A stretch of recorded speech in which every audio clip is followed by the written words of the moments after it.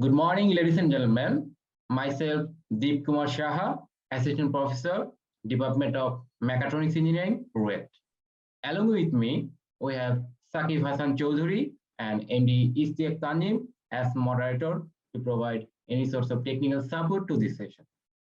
Today, we are in the second day of International Conference on Automation, Control, and Mechatronics for Industry 4.0. Current time is 9:30 a.m. Bangladesh Standard Time. Now, I would like to welcome all of you in the keynote session number 6 of ACMI 2021. On this special occasion, we feel honored to have Professor Dr. S.M. Muyeen from Curtin University, Australia as a keynote speaker. ACMI 2021 has got a new dimension to have a resourceful person like him. You will be delighted to know that very recently, Professor Muyeen has been elected as one of the top 2% scientists of the world by the combined survey of Stanford University, USA and elsewhere publication. So dear audience, this is the time to welcome our honorable keynote speaker, Professor S.M. Muyeen, with big round of applause. Yeah, thank you, Deep Kumar, for your nice introduction. Thank you. In fact, it is a very pleasure for me to get invited to give a keynote speech in this exciting forum, especially as an ex-Ruetian. Okay. And I'm very happy to see all the audience and people from Ruet as well. So first, asking well, how many, I think I need to talk a little bit about you, and then you can start. Thank you, sir, for your appreciation. It's our immense pleasure to have Professor Dr. Firuz Alam from RMIT, Australia, as the chair of this keynote session. Due to some technical issues, our honorable co-chair, Dr. M. Shafiqul Alam from King Fahd University of Petroleum and Minerals, Saudi Arabia, will not be able to join the session. After the end of the keynote presentation, there will be a Q&A session. All the audiences are requested to write questions, if any, in the chat box. Audience can also ask live question in Zoom using raise hand option after the end of the presentation. Now, I'd like to request our honorable session chair take the floor and introduce our honorable keynote speaker to the audience. Thank you, everyone, and good morning to all of you. Regardless where you are, I know some of you might have already good afternoon. So I will be chairing this session. Unfortunately, our co-chair, Dr. Shafiqul Alam from King Fahd University of Petroleum and Minerals, King Fahd University of Petroleum and Minerals, is, I think, Dahan, Saudi Arabia. He's not able to come or to join us. So I have a very robust team, and the convener is Deep Kumar Shaha, as you already know him. He already introduced about our session. And also we have two able moderators, Sakib Hassan Choudhury and Mr. Istiak Tanjim. So before we start, I need to talk a little bit about our keynote speaker. He's a very distinguished person, researcher and academic. So Professor Muyeen is an academic, the School of Electrical Engineering, Computing and Mathematical Science, Curtin University, Perth, Australia. He received his bachelor's degree from the Rashtriya University of Engineering and Technology, and his master's and PhD he received from Kitami Institute of Technology, Japan, in electrical and electronic engineering. He also served as a visiting professor at different universities, especially Shanghai University of Electric Power and Shanghai Maritime University. I believe it is in Dalian, China. And his research topics is a very diverse, especially power electronics, electrical machines, FACTS, FACTS. Unfortunately, I don't know the full abbreviation. Energy storage system, renewable energy, SBDC systems, power system stability, control, smart grids. And he has published over 250 scientific publications, articles, peer-reviewed conference papers. And he also delivered keynote talk to many conferences. And he is also served in the editorial board of over a dozen international journals. And also he has very strong industry links, such as ABB, Siemens, Hitachi, Toshiba, Ostron Energy, Western Power, Horizon, and ADNOC, and others. And Dr. Muyeen is a member of the IEEE and also a fellow of the Institution of Engineers Australia. And Institution of Engineers Australia's commercial name is Engineers Australia. And his topic of the talk is state of the art research facilities in educational institutes for sustainable energy growth. Very relevant topic, very interesting. And I humbly request him to give his keynote talk. And Assistant Professor Muyeen, floor is to you. And please remember, your talk will be approximately 40 to 45 minutes, and then around 10 minutes question and answers. And then our young Assistant Professor Deep Kumar Saha will be finishing up with some formalities. Thank you. Please go ahead. Thank you, Dr. Firoz, for spending time on this. Maybe you could make it shorter. So I will not spend much time for introduction. And after the presentation, I will keep enough time for discussion, because this is the topic, I guess, that the people working in this area, they might have many questions. So let's start my session. Can you see it fully, the full view? Still waiting, sir. You can go here. Now you can see the full screen. Okay, great. Yeah. So briefly, I'm from Perth, which is the western part of Australia. And from Curtin University, we have a couple of campuses abroad, like Malaysia, Singapore, Sri Lanka, recently in Dubai and Mauritius. So I'll go directly to the topic.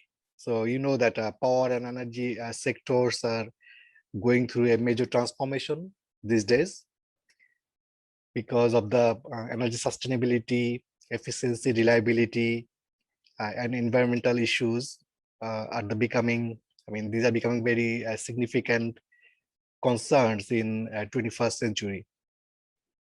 The whole power system is being restructured, and I will say re-architected, creating a paradigm shift in power generation, transmission, and distribution. And collectively, we actually call it a smart grid. So to realize the efficacy of the smart grid, the teaching and research facilities at university level are required to be streamlined. So this presentation basically discusses the requirement of university laboratory facilities to support the sustainable energy growth in a smart grid area. So this is the brief outline of the presentation. First, I will be discussing the sustainable energy research directions, where we are heading to, and then the key requirements, mainly 3 items.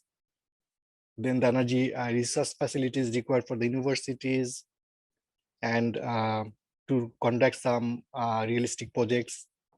Then a smart grid research facilities as well at Kutch University. And finally, the concluding remarks. So of course, we are heading towards the renewable. I mean, last 12, I will say 1 decade, we are many people actually working in this direction, mainly in wind energy and photovoltaics.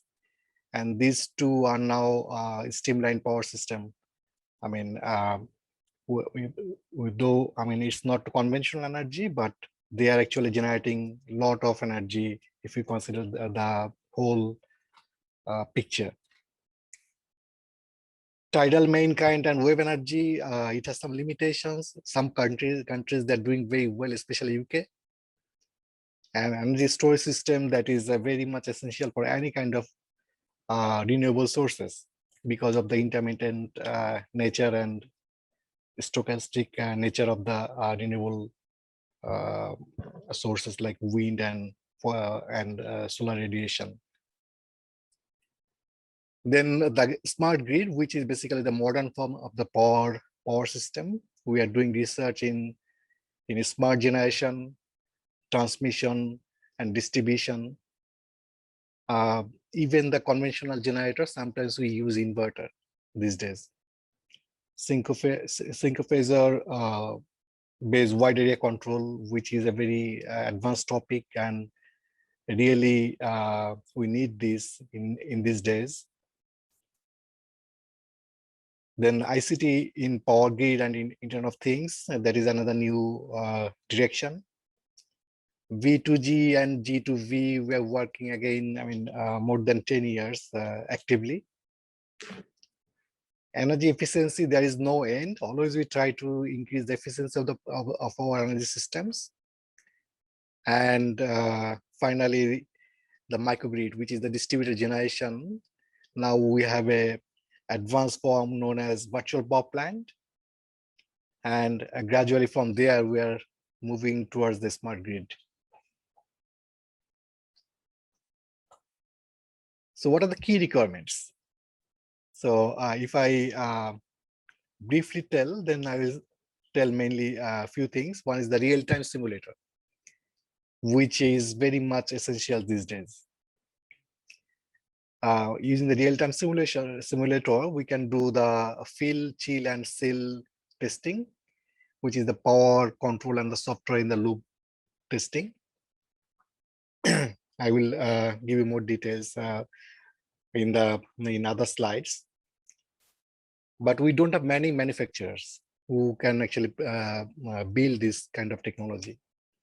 Mainly, we have RTDS, which is a company from Canada, SVDC. SVDC Manitoba. We have Opolarity from Canada as well. Typhoon Hill, they are very good with power electronics, relatively cheaper units. And of course, we have DSpace. I mean, for many years, we are using this product from DSpace, and they have now a lot of varieties. Even now, they have some chill and fill devices, which are comparable with RTDS and Opolarity. So if we have a Opolarity, I mean, or RTDS, or I can say if we have a real-time simulator, of course, we can do some real-time simulation, but one very important tool we need, that is a very good power amplifier. Because without having a power amplifier, it will not be interact with the real-world hardware devices. Because these devices, it has a very small current rating. So for the real device, for example, if you want to drive a motor using RTDS, we must need a power amplifier, which can amplify the signal, control signal, basically.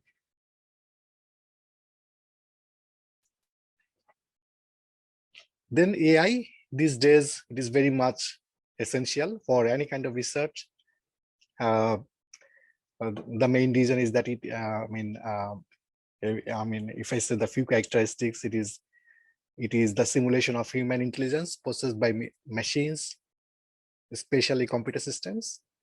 And people who are working in this area, I mean, they don't need this kind of definitions, but AI is everywhere, right? So starting from Google or Facebook, we can see the use of AI even in power system.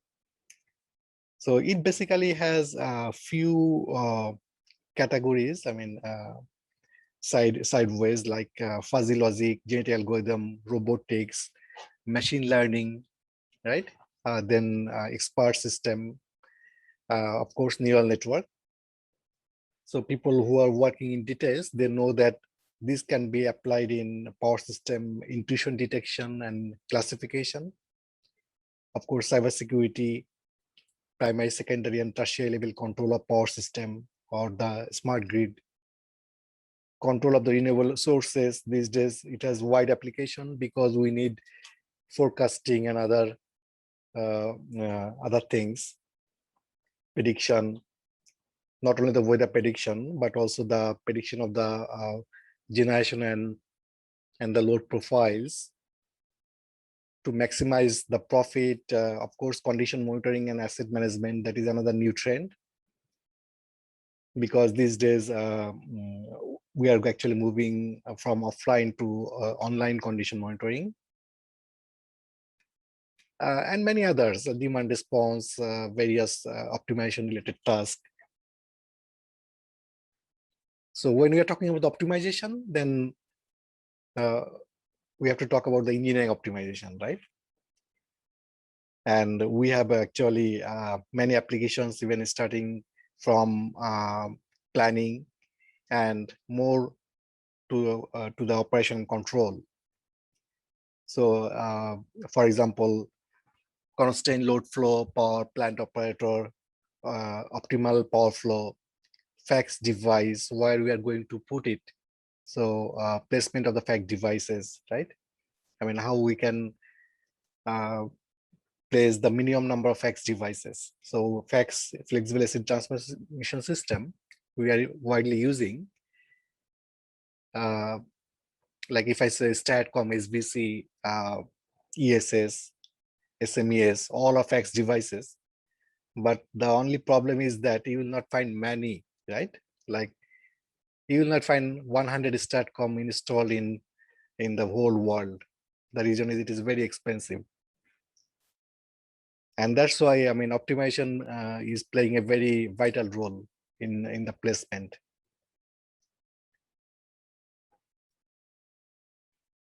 And many others, you can read the slides. I know it is recorded, so I mean, I don't need to go through in details. It has many classifications. Like linear programming is very, very famous. I mean, widely being used, right? Nonlinear programming as well, quadratic programming. But same time, apart from this, deterministic optimization is very useful for engineering applications. Especially, I will mention this stochastic programming, which are basically the meta heuristic and heuristic type. We have wide applications in power system and renewable energy. Okay, now move to the to the device sector, right? I will start with the Cutting University Power Engineering Research Facilities at the beginning. So in the Smart Grid program center, we basically focus in two areas. One is the Smart Grid program, another one is the Sustainable Power System program. So in a smart grid, we focus the smart distribution and the smart vehicle and energy storage system.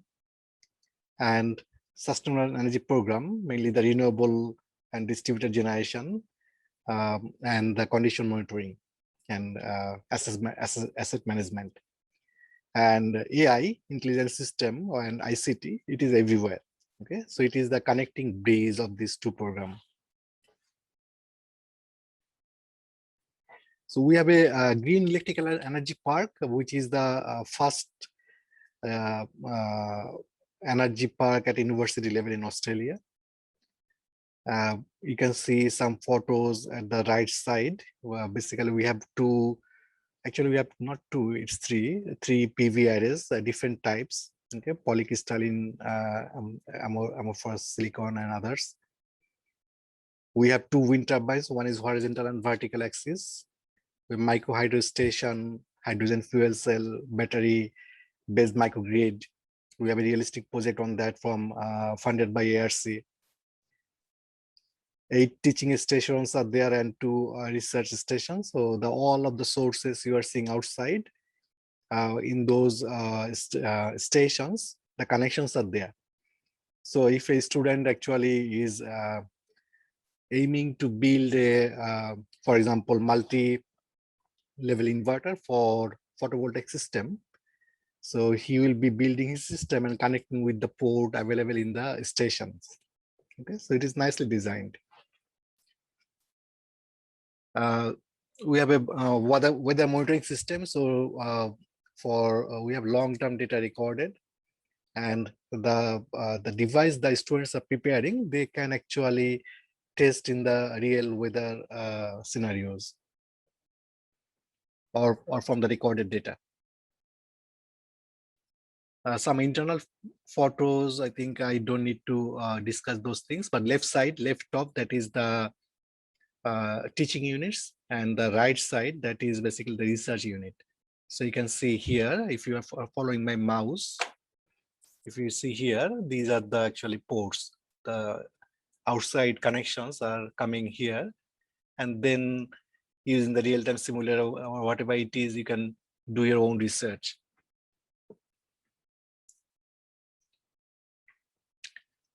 Digital Substation Automation and Control Laboratory, IEC, we call it IEC 61850. In Australia, we don't have many this kind of facilities. To the best of my knowledge, I mean, at Curtin University and Victoria University, they have this kind of setup. And because this is very, very expensive, not only expensive, I mean, it requires actually the industry engagement. So even if we have this device, if we just purchase from somewhere, it will not work straightforward. These devices, I mean, these IEDs, intelligent electronic devices, it requires a lot of settings. So at Curtin University, we can see that here. Can you see it? Maybe no. Maybe the next slide. Yeah, this will be very good to explain. You can see that this 1, 2, 3, 4. We have 4 racks here, and in every racks we have multiple IDs. So these IDs actually are not from only one company. This is from more than 8 companies. The reason is that, like, if we have a device from ABB, if you have 2 devices from ABB, they can talk to each other. But if I have a device from ABB and another one from Siemens, I mean, they cannot talk with the same language because they have different platform. And the purpose of building this lab actually is to actually handle the interoperability of devices. Because in real power station or substation, standard is to keep 2 types of device from at least 2 manufacturers for the reliability purpose. Now the problem is that it is very hard that they can communicate with each other. If one device fails from ABB, another one fails from Siemens, then we have a tough time. So we are actually trying to solve this kind of problem in this automation laboratory.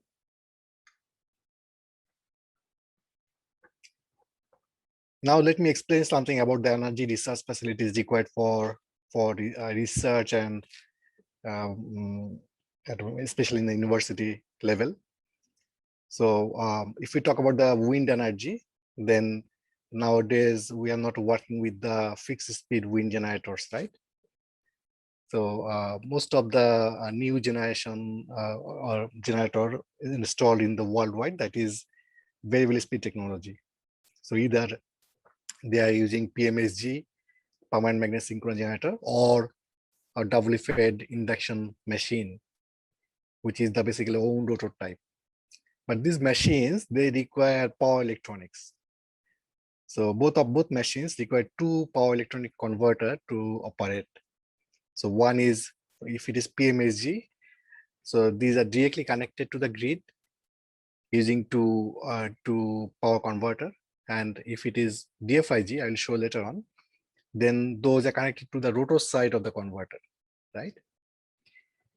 So you can see here, left side, we have this machine, and then we have this power converter. So for simulation purpose, I have shown that it's a 3-level converter, but it can be 2-level, or we can use multi-level converter as well. But the fact is that when the device is big, then we don't go with multi-level because of the high power loss, right? So we needed some sort of compromise.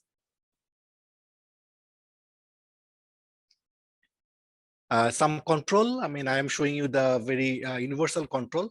There are a lot of controls, non-linear controls. We have, myself and my students have worked on in this area for a long time, but this is the fundamental of the control, right? We need 4 PI controllers to control one converter, because we need actually 2 degrees of freedom for both, right?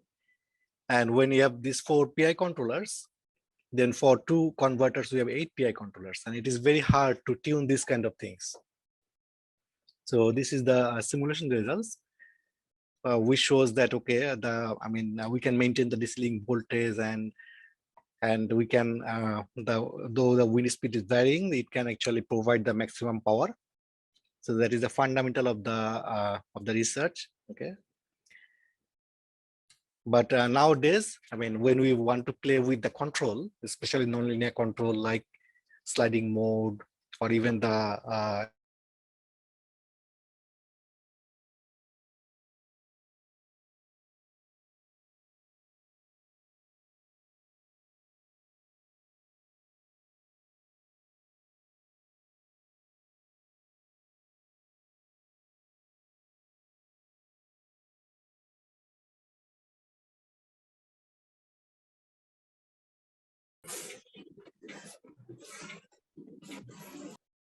Sir, maybe your screen has been disconnected. Please Dave, share it again, is there any sir. problem from your side? No, sir. No, sir, I have no problem from my side. Maybe I from cannot also see any. Muyeen sir's side. Muyeen sir, can you hear me? Muyeen, can you start again? It seems to me your screen is not sharing anymore. Your microphone need to on. Yeah, now. Can you hear me now? Yes, Yeah, sir, we yes, can sir. hear you, but we cannot see your screen. So maybe you Please. can Okay. share the screen again. Then I need to close it and I need to open it. But yeah, it happens. It is a normal process. Very often it happens. So it is okay.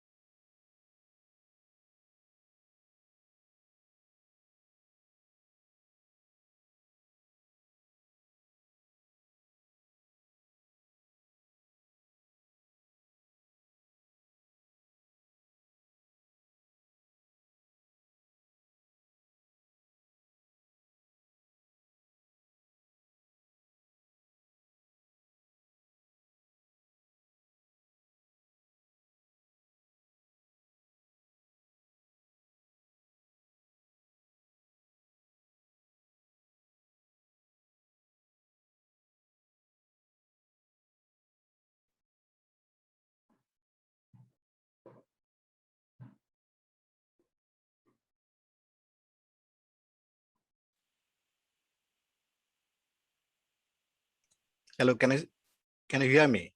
Yeah, we can hear you and we can see your screen. You can go now slideshow, and then you can go to that screen. So yeah. I'm not sure which part actually you couldn't see. So could you It's see just, this slide? Yeah, I think it is slide number 18. If you go to 18.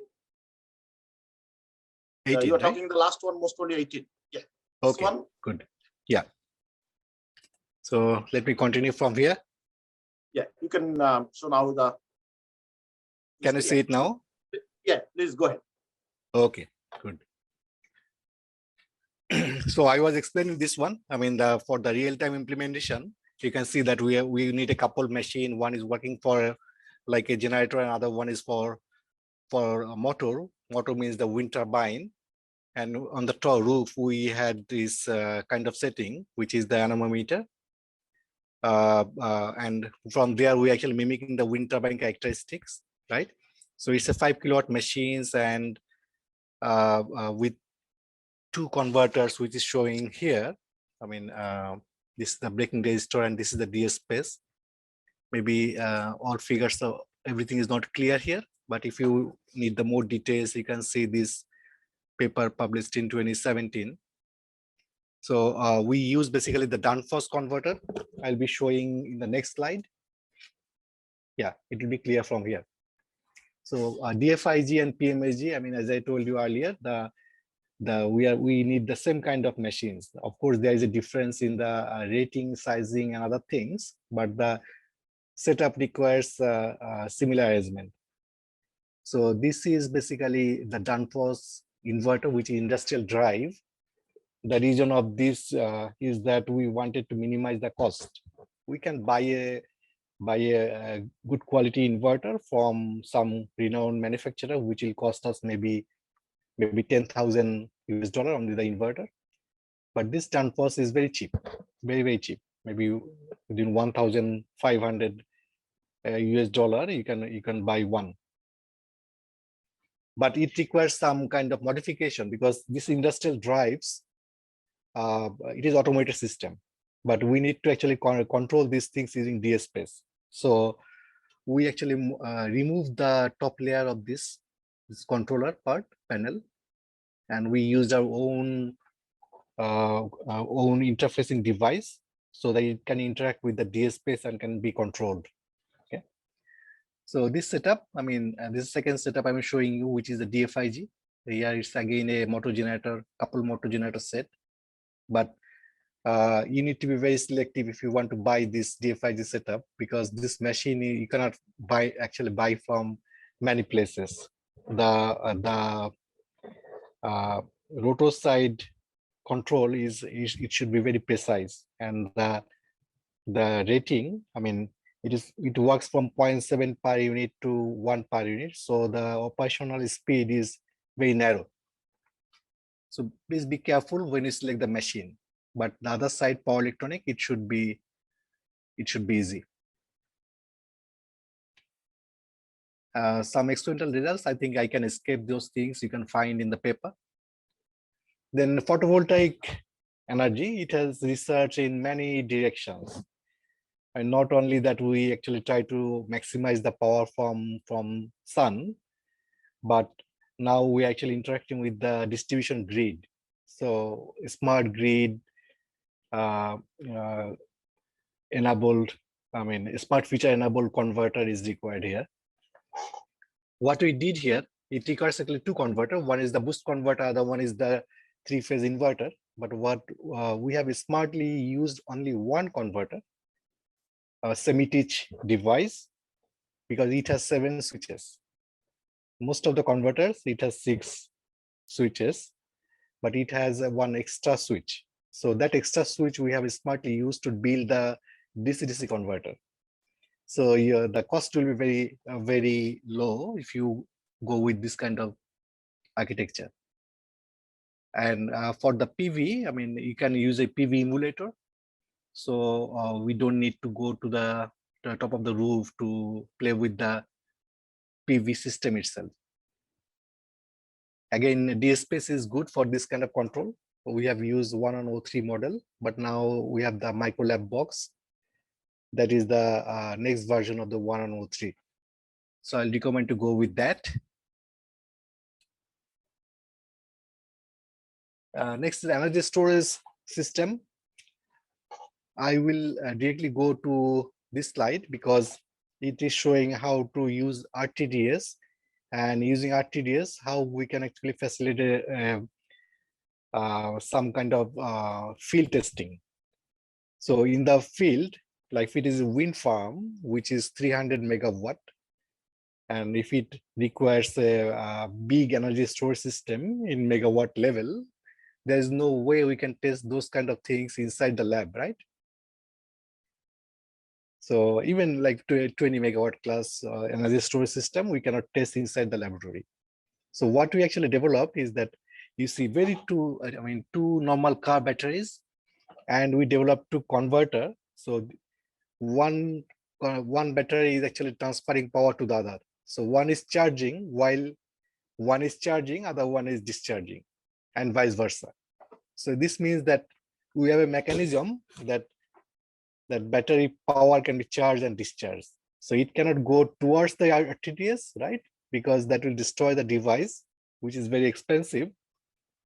But there is a way to control the power flow. So wind farm simulation should be done within the simulator of the RTDS, which is RSCAD. And this external device through the power amplifier, we have different controller. So this is actually one very power hardware in loop testing system. If you want to find more details, you can read this paper in industry applications. We have not only tested the dynamic performance, we have tested, we can test also the transient performance using this kind of setup.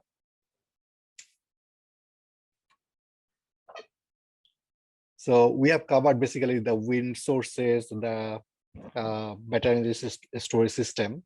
Now I am showing you another direction, which is the wide area control required nowadays for most of the power system. Australia is desperately looking for this kind of technology because they are thinking to adopt the PMUs and other things. So I will show you two things here: wide area control without time delay and wide area control with time delay, and what kind of setup do you need to work with this kind of research. So left side, you will see a heel plus seal setup where we have actually simulated a 13 bus power system using RTDS. Then we have actually incorporated a real device STATCOM, which is connected at bus number 13. So though we don't have the real power system, but this system is simulated, but a real hardware device has been connected to one of the bus, which was, it seems very easy, right? But it has so many things, so many tricks, so many considerations. So we have actually scaled the voltage and the current power factor because RTDS has its own limitation. We have considered switching frequency for the STATCOM, which is 10 kilohertz, which means that the simulator for RTDS, it should have two kind of time step. One is for the large power system, which is 50 microsecond. And for the STATCOM, it should be a very small time step. So probably, if I recall correctly, it was 10 microsecond. So we have used the VSC model.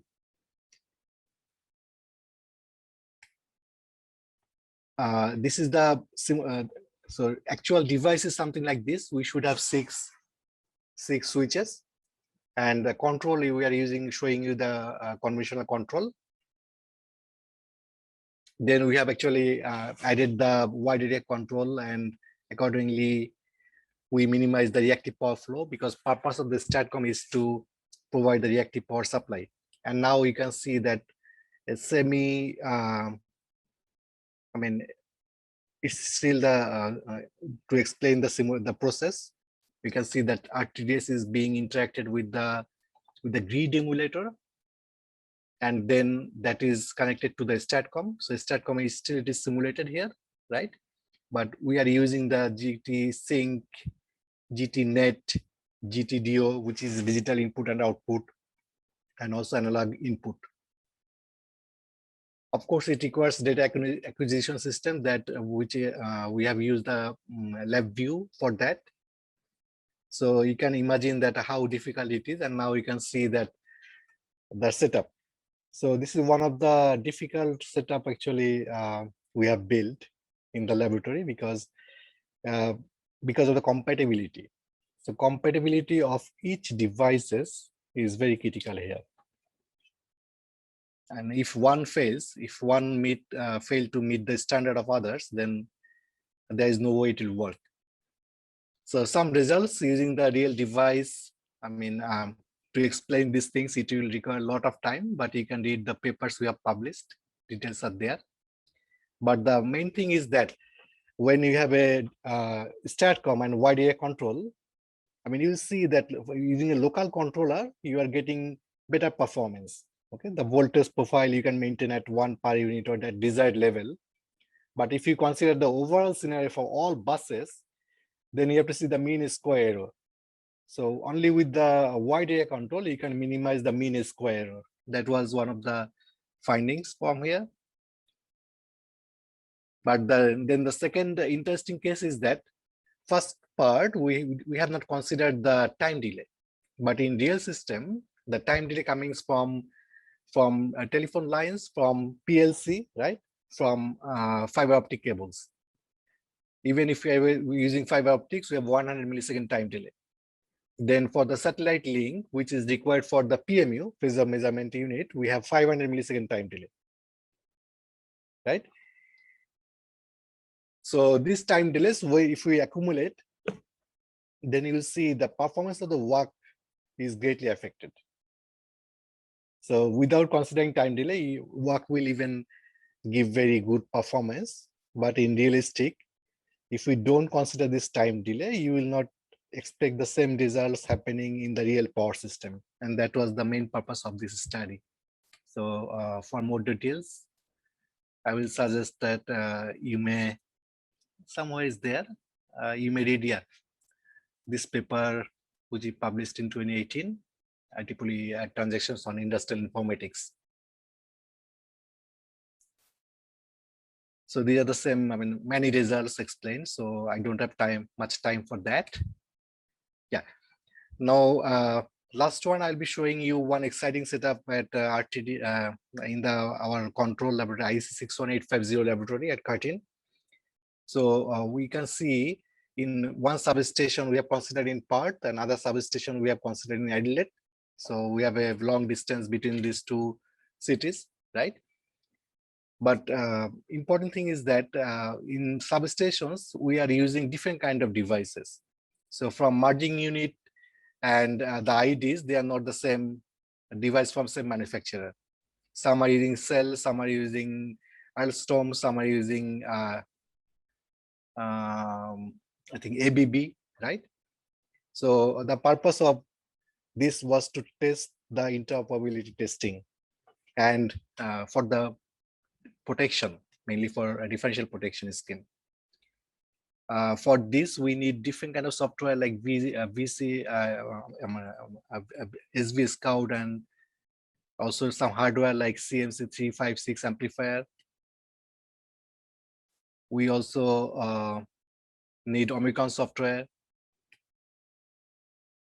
Then finally, now we are actually moving, we are adopting the multi-agent based control for the protection, which actually added another level of complexity. So now the real-time simulator, which is we are using OpenRT, has been added, and now we are finding very interesting problem.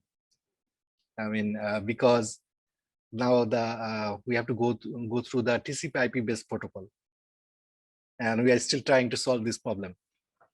But the reason that I showed you this kind of setup is that to give you some idea that what kind of equipments and setup we need to cope up with this kind of research, which is very challenging.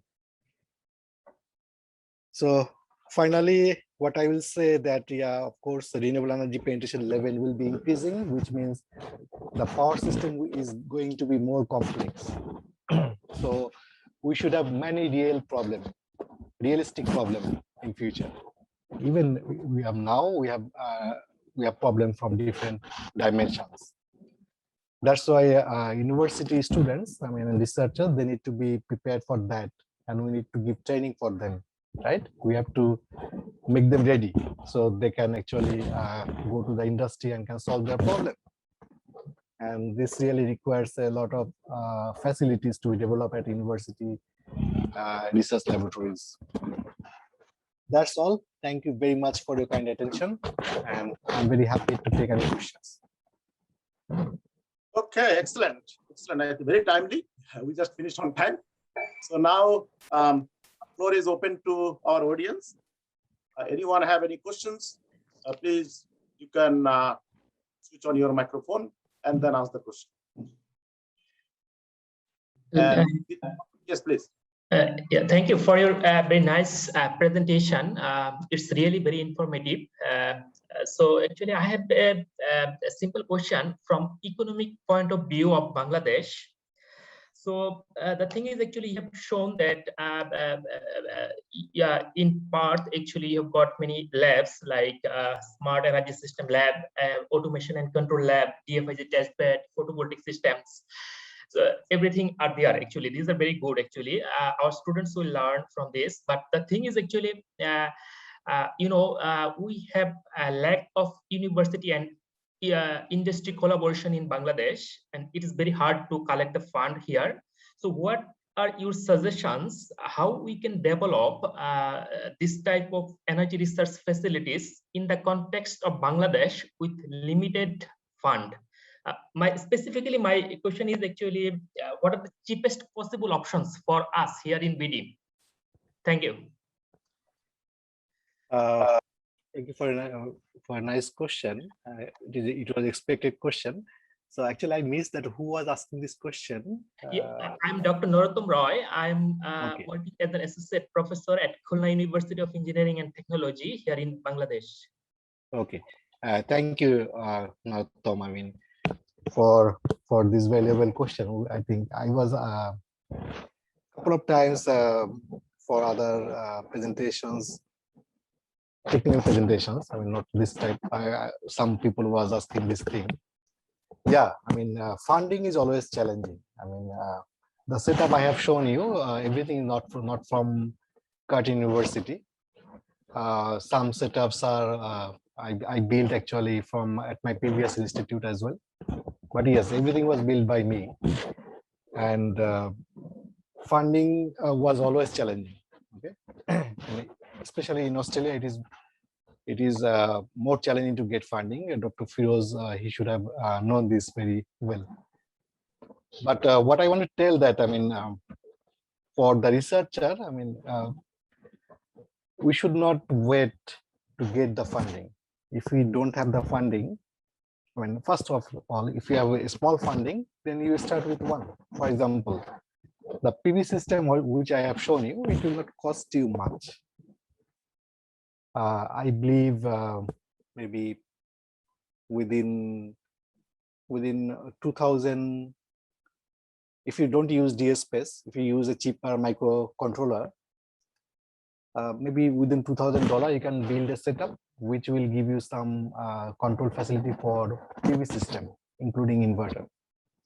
But even if you don't have that one, what you can do is that do some benchmarking, which means you consider a paper where you have enough experimental details, and they have demonstrated some comparison with simulations, right? And that is your benchmark paper. And of course, that paper should be published in a good venue, not from a conference. Select a paper from IEEE good journal, I will say a flagship journal. And then when you build your setup, a simulation, consider the similar kind of setup, the similar parameter. And now you compare with that results. So now you can say that the results you're obtaining is you can compare it, that okay, I have this merit or this demerit, whatever it is. But that's why I mean your benchmarking is very important. Benchmarking, select the paper where you have more data, more parameters. I mean the parameters you need, that should be ready. So that is my advice. I mean, if you don't have, first one is that do something validation with a small scale. You don't need a bigger scale. That will reduce your pricing cost. And next step, even if you don't have that one, do a good benchmarking. Spend time on literature review to find the ideal paper for you, and then compare the results based on that paper.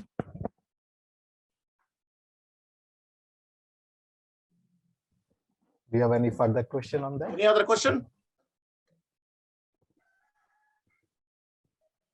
It is also not only question, you can also ask or clarify something or can seek advice. So it is not necessarily that you all the time need to ask questions. Please, this is a good opportunity to ask Professor Muyeen. Yeah, that is the about, purpose of this kind of infrastructure facility. presentation. Even if you have any particular question for any kind of setup I have shown you, you can ask me, or even you can write me later on. That's great. Now, so Professor Muyeen, just a couple of small things. So I think Dr. Narottam asked very nice questions. If say at Kuwait or Kuwait or Kuwait in they want to establish a smart grid program, is there any advice, any help they can get from you in their setup? Because nowadays, University Grant Commission in Bangladesh and also some other areas, they are sometimes funding with the joint setup of research facilities. Can they seek advice from you to set up such a nice facilities, at least not that level, at least initial level? Yeah, good question. Thank you, Dr. Firoz. I had very little communication with Bangladeshi universities, but with WET, I had some collaboration with Dr. Shajal Das. I found him very sincere and very passionate. He has very good passion for research. And we opened this discussion at some stage, and I offered help on that. The fact is that, yes, I mean, though I am very busy, of course, but I'll be very more than happy to provide any kind of support required. At least the exercise I have been done in last 20 years. If that is useful for my university or any other university in Bangladesh, I'll be happy to provide support on that. I think. Thank you very much. Is there any other question from the audience? Don't feel shy. Ask question. And okay.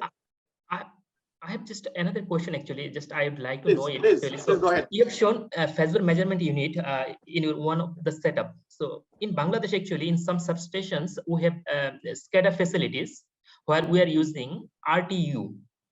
So Yeah. if in future, let's say, if we would like to replace those RTU using phasor measurement unit, which gives more accurate results. So do we need to actually remove the complete setup, or just we need to actually replace the RTUs by PMU? So I mean, in terms of software and other things, do we need to change everything in SCADA system, or just if we replace? We'll need so many changes. First of all, SCADA system still it is very slow. It's the communication is in minute trends, but PMU is 10 samples per second. We can go. Now the question is that why we are not replacing all the SCADA units and the RTUs with PMU? The simple answer is the cost. Even if you go to North America, the data I have right now is you will not find maybe more than 200 PMUs installed in North American power system, the real units. So from there you can imagine that how expensive it is, right? Yeah. It requires not only the device level change, but also the infrastructure. So in Bangladesh, I mean, you have to wait for a long time to replace these things. But it is a very essential device nowadays, because we are seeing a lot of blackouts these days in different places of the world. So which means that, I mean, we actually need to switch to the next level, which is faster communications, which means better control. Thank you. Okay, excellent. Last chance. Is there any other question? No? Just little comments as Dr. Muyeen clearly said. So remember, whenever you want to build a laboratory facility, we start from a small thing, step by step. Make a plan for 5 years, 10 years plan, that in 10 years time or 5 years time or 3 years time, we want to achieve this. And that's the right way. Nothing is happening in overnight. And you remember, we learned from our high school that Rome was not built in a day. Same thing everywhere. Funding always constant, even in the developed country, high income country, and middle income country, everywhere. And particularly like Bangladesh, which is emerging country, at this moment we are one middle income country. Our challenges are even more. So here we need to do everything step by step. And also some of the setup you can develop through your final year project student, master's project student, and so on. And this way you can move forward. And with that, I think I thank you, Professor Muyeen, for your nice presentation. And I believe that our audience will be significantly benefited, particularly those who are involved in the teaching and learning and research. They can, at least they know how they can set up in their own facilities, as well as if they need of their research students some data, something, they can also be able to contact you. So this is great. Now I want to hand over to our young academic. Deep, you please finish your formalities. Thank you. Thank you, sir. Thank you very much also. Thank you, sir, for your excellent presentation. Hope everybody has enjoyed this session greatly. At this stage, I would like to request Honorable Organizing Chair of ACMI 2021, Dr. Sajal Kumar Das, to hand over a certificate to our keynote speaker, Professor Dr. S.M. Muyeen, as a token of appreciation. Prof. Muyeen, happy to have you here today as a keynote speaker. Sorry, I joined lately because I was in another keynote session from my supervisor, Professor Ian Peterson from Australia National University. So I was about 5 minutes late in your talk. But yeah, truly speaking, that was a very, very informative and presentation. So I guess the audience here enjoyed your session. So we are very happy and honored to present you a certificate as a token of appreciation. It would be great if you could accept it digitally. So you can see the certificate on your screen. Yeah, thank you, Dr. Sajal. First of all, thank you for inviting me to give this presentation to this forum. I mean, this is a very critical time for me, but it was my real pleasure to give a presentation here, to be honest. And thank you for the certificate. Thank you, sir. Now is the time to appreciate our honorable session chair who made the session more colorful. I would like to request again our honorable organizing chair, Dr. Sajal Kumar Das, to hand over a certificate to our respected session chair, Professor Dr. Firuz Alam, as a token of appreciation. Dear Professor Dr. Firuz Alam, sir, thank you for being with us as a session chair of this session. Actually, Professor Dr. Firuz Alam is kind of a relative of us because we also have collaboration with Professor Dr. Firuz Alam. He was the keynote speaker in last year in one of our conference, and I guess we have very good relation with the Faculty of Mechanical Engineering and with Professor Dr. Firuz Alam. Also, one of our colleagues, Ms. Jinat Tasneem, has a direct collaboration with Professor Dr. Firuz Alam. It is an honor for us to have him in a session, in a keynote session with Prof. Muyeen as a session chair. So I am truly honored and overwhelmed to share this certificate as a token of appreciation. So I'd like to request Professor Firuz Alam to take this certificate digitally. Sorry, sir. Unmute yourself. Thank you very much. It is really fantastic and looks very nice. It looks almost like my diploma when I got first my diploma in 1991. That is my master's degree, bachelor's combined. Looks very nice. And I thank you again for inviting me to chair this session and also to be with all of you and also with our very distinguished keynote speaker. It is always my pleasure. Whenever any assistance, any help needed by RUET, I will be always standing by them. Thank you. And also RUET as well, because I am also involved with this institution, and especially with the Military Institute of Science and Technology, MIST. Thank you. Thank you, sir. Ladies and gentlemen, it's the time to capture this beautiful moment as a source of inspiration for next edition of the conference. I'd like to request all of you to open your camera to complete this photo session and be a part of this nice memory. Please.